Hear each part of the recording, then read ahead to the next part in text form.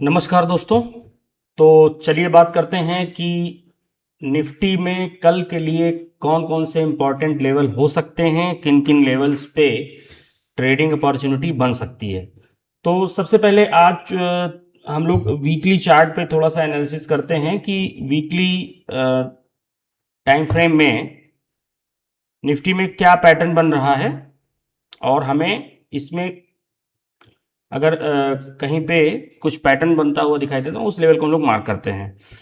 तो जैसा कि आपको ये दिख रहा है यहाँ से, सॉरी,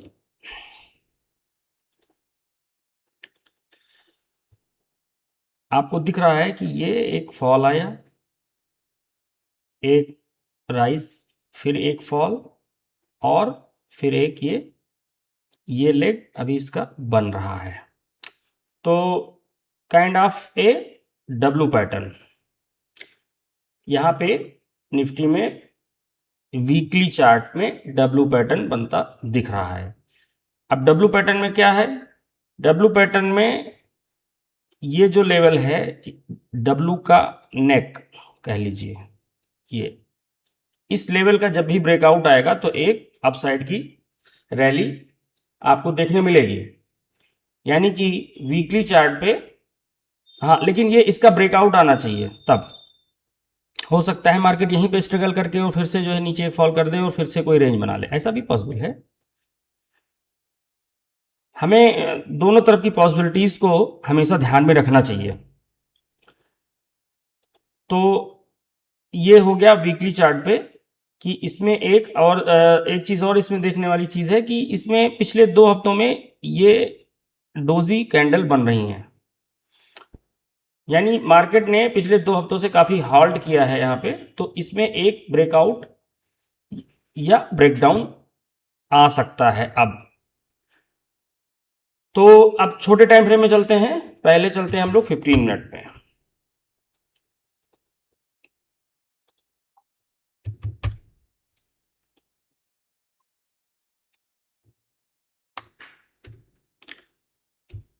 फिफ्टीन मिनट के टाइम फ्रेम में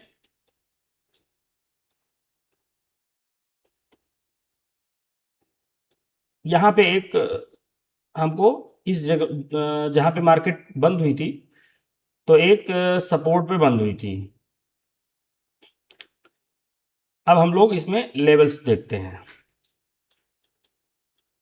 मैंने कुछ इंपॉर्टेंट लेवल यहाँ पे ड्रॉ कर दिए हैं और सीधे 5 मिनट के चार्ट पे ही देखते हैं। तो जैसा कि एक ये मैंने जो सपोर्ट जोन इसमें प्लॉट किया है, निफ्टी जब तक इस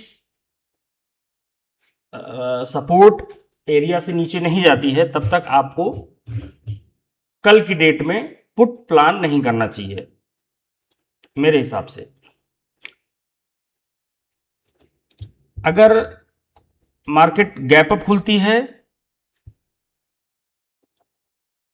मान लीजिए मार्केट आपको यहां मिलती है, जैसा कि एसजीएक्स में थोड़ा सा ऊपर दिख रहा है, जो फ्राइडे की क्लोजिंग थी वो 370 के आसपास थी। तो ऐसा एज्यूम करते हैं कि मार्केट में थोड़ा गैप अप मिलेगा। तो गैप अप में मार्केट दो तरीके से रिएक्ट कर सकती है। गैप अप होने के बाद थोड़ा सा अपसाइड, देन साइडवेज पूरे दिन, और लास्ट मोमेंटम में ब्रेकआउट। एक सिनेरियो ये बन रहा है। दूसरा ये बन रहा है कि गैप अप होने के बाद थोड़ा सा नीचे पुट में यहां पे एंट्री करवा के देन यहां साइडवेज, देन अपसाइड और डाउन साइड। तो ये दोनों पॉसिबिलिटीज हमको इसमें दिख रही हैं। गैप डाउन में क्या है, गैप डाउन भी अगर मान लीजिए होती है तो मेरा मानना है कल की डेट के लिए कि आपको इस जोन में पुट प्लान नहीं करना चाहिए। हो सकता है 10-20 पॉइंट यहाँ पे आपको मिल जाए पुट के उसमें, तो वो आपकी एक्सपर्टीज के ऊपर है कि आप कितना फास्ट लेके निकल पाते हो। लेकिन जो एक फ्रेश सेलिंग जिसको बोलते हैं कि एक जो चार्ट पे फ्रेश सेलिंग आनी चाहिए, वो आपको 150 के लेवल के बाद ही आपको दिखेगी। यानी ये जो मैंने सपोर्ट एरिया ड्रॉ किया है इसके बाद ही आपको जब ये लेवल ब्रेक होगा और यहाँ पे मार्केट सस्टेन करेगी, देन आपको एक फॉल नजर आएगा और वो फॉल लगभग 200 पॉइंट का होना चाहिए, मतलब 24,000 तक का होना चाहिए। तो यहाँ से अगर 150 से मार्केट निकलती है तो वो 24,000 तक का लेवल आ सकता है। इन सब जगह पे ट्रेडिंग अपॉर्चुनिटी 10-20 पॉइंट आपको ऑप्शन में मिल जाए तो उसको तो मैं नहीं कह सकता, क्योंकि ऊपर नीचे चलेगा तो ऑप्शन में तो मूवमेंट होगा ही, लेकिन ये पकड़ना बहुत कठिन होगा, क्योंकि जब मार्केट साइडवेज हो जाती है तभी उसको ट्रेड करना, और वो भी ऑप्शन बाइंग में, बहुत ही मुश्किल हो जाता है। सेलिंग में पैसा बनाया जा सकता है। अब बात करते हैं कि अगर कोई बड़ा गैप अप होता है, अगर बड़ा गैप अप हो जाता है तो आपको ये ध्यान रखना है कि जैसे जो ये अभी मैंने रेजिस्टेंस इसमें प्लॉट किया है, ये जोन, अगर इस जोन के ऊपर मार्केट इस तरह से मिलती है तो आपको एक रैली यहां तक की मिल सकती है। अब मैंने 2 कैंडल बनाया है तो इसका मतलब ये नहीं कि 2 कैंडल में आ जाएगी, हो सकता है 3, 4, 5, 6, है ना, मतलब यहां तक आपको मिलेगा। ये 500 का एरिया है। 500 अगर यहाँ पे सस्टेन करके हो सकता है कि 500 पे रेजिस्टेंस लेके थोड़ा सा यहाँ पे हाल्ट करे और एक लास्ट टाइम में आपको एक मूवमेंट दे ऊपर की तरफ। तो अगर यहाँ पे प्लान करते हैं तो पहला टारगेट मेरा ये होगा, और अगर ये ब्रेक हो जाता है किसी भी टाइम तो आपका टारगेट ये लेवल होना चाहिए 700 के आसपास। तो इसी तरह से जोन्स में हम लोग ट्रेड करेंगे।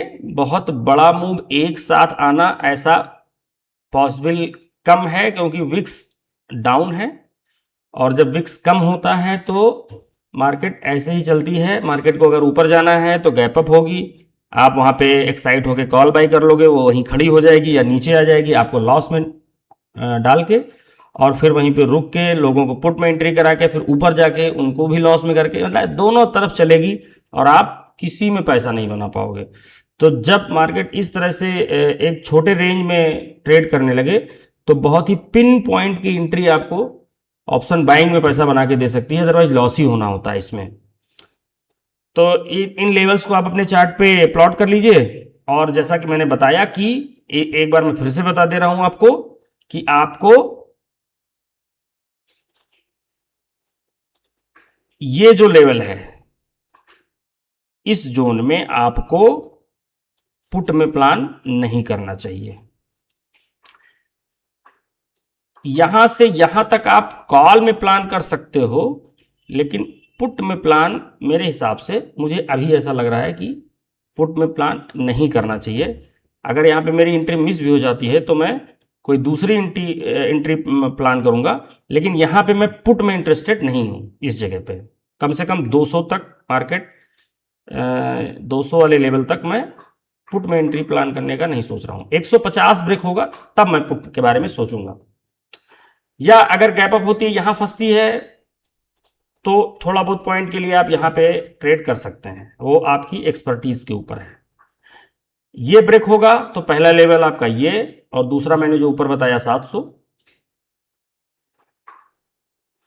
तो ये सब लेवल जो हैं बहुत इंपॉर्टेंट हैं, और इसको आप अपने चार्ट पे प्लॉट कर लीजिए, और कल इसमें इसी चार्ट के अकॉर्डिंगली और अपने रिस्क मैनेजमेंट को ध्यान में रखते हुए अपने रिस्क पर ट्रेड को प्लान कीजिए, और आपका ट्रेडिंग जो है कल के दिन में काफ़ी टफ हो सकता है, क्योंकि मार्केट में छोटे छोटे लेवल्स हैं और इसमें आपको बहुत सावधानी से ट्रेड करना चाहिए। धन्यवाद।